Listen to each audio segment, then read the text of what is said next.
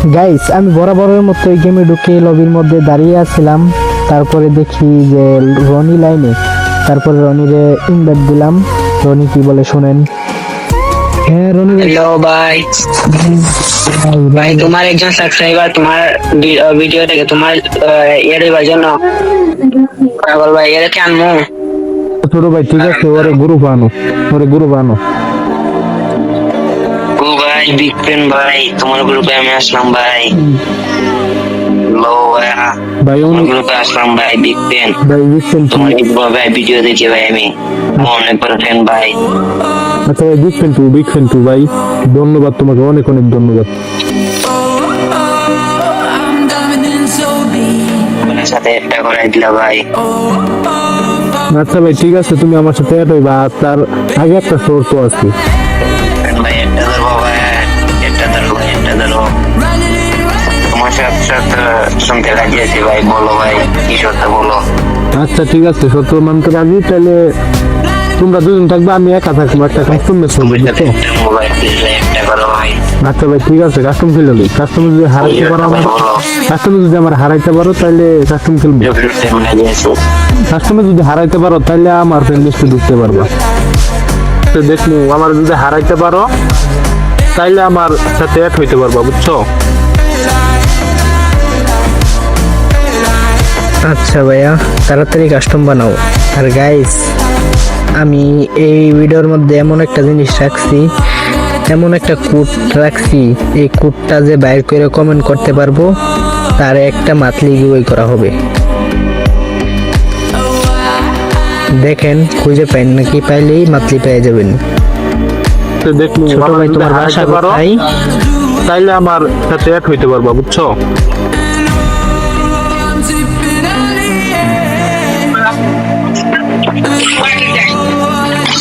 তো দেখো, আমার যদি হারাইতে পারো তাইলে আমার সাথে অ্যাড হইতে পারবা, বুঝছো?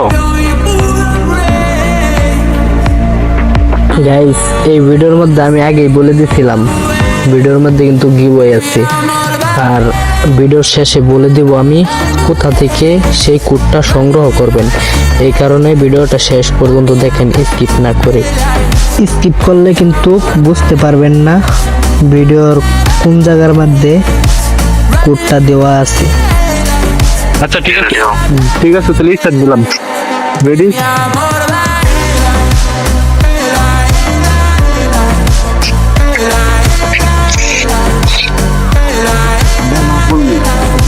গাইস আপনাদের কি মনে হয় আমি কি ওদের দুইজনের সাথে পারবো? আমার তো মনে হচ্ছে পারবো না। এখন তাও বুক বড় সাহস নিয়ে বলে ফেললাম, দিয়ে ফেললাম কাস্টম চ্যালেঞ্জ।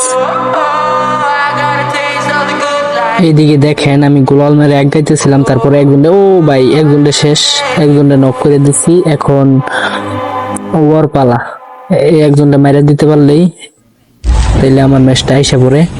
আর ওদের মোমেন্টও আছে মোটামুটি ভালোই, খারাপ না। এদিক দিয়ে ওই গোলাল মেরে প্যাক করে আলাইছি, তারপরে আমি এদিক দিয়ে আইসা গুইরা উপর দিয়ে যাইতেছিলাম, দু একটা জাম শট লাগিয়ে পড়লো। আচ্ছা ঠিক আছে, পরের রাউন্ডে দেখি ওরা কেমন খেলা খেলে। এটা হলো 2 নাম্বার রাউন্ড। আমি ডেজার্ট টিকল দিয়ে একটা রাউন্ড ট্যাপ দিয়ে দিলাম, আর একটা মানে কিছু হালকা খাইছে, আর একটু খাইলে শেষ হয়ে যাব। কিন্তু ওরা একেবারে মুখের সামনে এসে পড়ে, কেমনে মারতাম। তারপরে এদিকে দেখেন শর্ট, মানে কি কমু, মানে একটা শর্টও ঠিক মতো লাগতেছে না। তারপরেও তার মুভমেন্টও আছে মোটামুটি ভালো, রনি ভাইয়ের মোটামুটি ভালো মুভমেন্ট আছিল, তার কারণে এদিকে একটু মারাটা আমার একটু কষ্ট হয়ে যেতেছে। আচ্ছা ঠিক আছে, এটা কোনো ব্যাপার না। তারপরে যেহেতু আমার ভালোবাসার মানুষ, তাই আমি চিন্তা করলাম যে জুনে যাইয়া ওদেরকে একটা রাউন্ড দিয়া দিই। এটা হলো ভালোবাসা প্রতিদান। এটা হলো 3 নাম্বার রাউন্ড, এটার মধ্যে লইছি শুধু ডেজার্ট টিকল। ও ভাই এদিকে একটা প্লেয়ারে আমি কি মুখের সামনে কি শটটা মারলাম গাইস, এটা আমার কল্পনাতেও ছিল না যে এই শটটা আমি লাগাইতে পারবো। যাই হোক, এদিকে মুভমেন্ট দেখাইতে দেখাইতে আগাইতেছিলাম, কিন্তু ওরে কোনোভাবে মারতে পারতেছি না। এই কারণে আমি লুট বক্স থেকে আমার গান উল্টে পড়ছিল, গানটি ফালাইয়া তারপরে ওরে মারতে যাইতেছিলাম। কিন্তু ওর আবার মুভমেন্ট আছে মোটামুটি, গোলাল ঠিক মতো ফেলাই দিতেছে, এই কারণে শটটা লাগাইতে পারতাছি না। তারপরে দেখেন এক পর্যায়ে আইসা এই জায়গার মধ্যে ফাইট করতে করতে আমার কি একটা ওয়ান টেপ দিল ভাই, মাথায় নষ্ট। পোলাই কি ওয়ান টেপটা মারলো, মাথার সামনে মুখের সামনে ওয়ান টেপটা মাইরে দিল, টাস করে মাথাটা উল্টায় এলাইছে। এই রাউন্ডটা হলো 2-1 রাউন্ডের। কিন্তু এই জায়গার মধ্যে দেখেন আমি কি মাইরটা খাইলাম, এই জায়গার মধ্যে আমি একটা মাইর খেয়ে গেলাম। আচ্ছা ঠিক আছে, পরের রাউন্ডে দেখি কি করতে পারি আমি। এইদিকে দেখেন বরাবরের মতোই আমি ডেজার্টিক্যাল হাতে নিচ্ছি। ডেজার্টিক্যাল নেওয়ার পরে আমি শট দিতেছিলাম কিন্তু একটাও লাগতেছিল না।